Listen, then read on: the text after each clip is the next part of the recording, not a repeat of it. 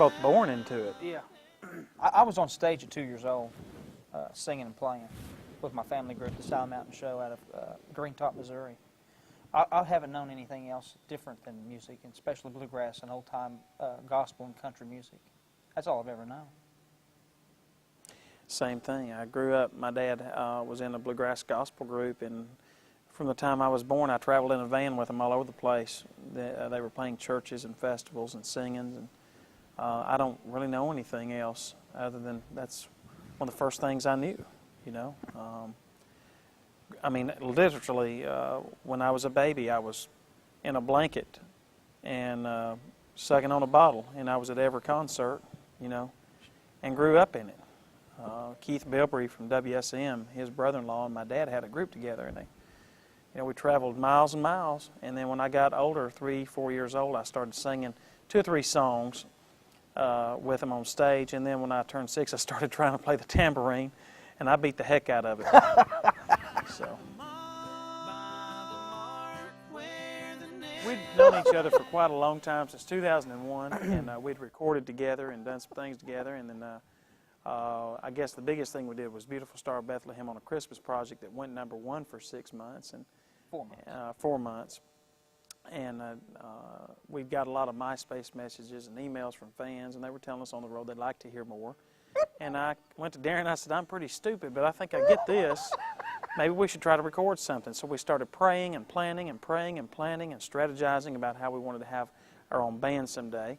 And one day I called Darren and I said, for me, it's time. You're either with me or not. And he said, let me pray about it, Jamie. He called me back 2 minutes later, okay. That's the truth. With Doyle, I learned how to play as a unit and not to listen to just yourself, and I learned how to become a road pro. And I learned a lot about a cappella singing and arrangements, harmony arrangements. And it was very beneficiary, and I just very blessed to have been there and learned that. And for me, coming from Ricky Skeggs and Kentucky Thunder, Ricky always puts the music and the songs at the top of the heap. You always make the best records and the best stage shows. You want everything to sound sonically perfect, and the band play tight. But you got to have all the right recipe to get the lows and the highs, and you want everything coming out front of the house like a record. And so sound is very high on our agenda, both Jamie and I both. We want all the sound and our vocals and everything to pop out and sound clean, clear, and natural. We did want to expand out a little bit and try some different things to reach new audiences. For instance, we used a string section, which turns into nearly an orchestra on one song. And it made it really interesting for us to try something different like that, but we really enjoyed singing with it. Yeah. We used a snare drum on a song or two with a different country-type feeling song, and we're just really happy to have done that and really enjoyed it. And the main reason that we did that is because we're starting to play in performing arts centers and these music series that we are performing at, and you have the season ticket holders that come no matter who's there. And we've had, I keep talking about a certain lady that came to our show, and as soon as she seen the banjo, she told her husband, give me the keys, I'm leaving.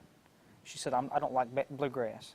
He said, just sit there, give me 3 songs, and if you don't like it, I'll give you the keys.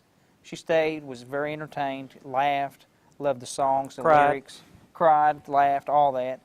She came up and told us that she was going to leave, and she bought everything on the table. So with the new songs on the other side, we're doing some Gaither concerts. We're trying to appeal to people that may not give the bluegrass a chance, but if we can ever hook them just a little bit and then bring them into the traditional bluegrass that we do, we feel like we got a better shot at growing the industry as a whole, trying to get new fans to come watch bluegrass music. Trying to need to avoid red meats, which sometimes we don't, and dairy products. Dairy products, that's really a hard one.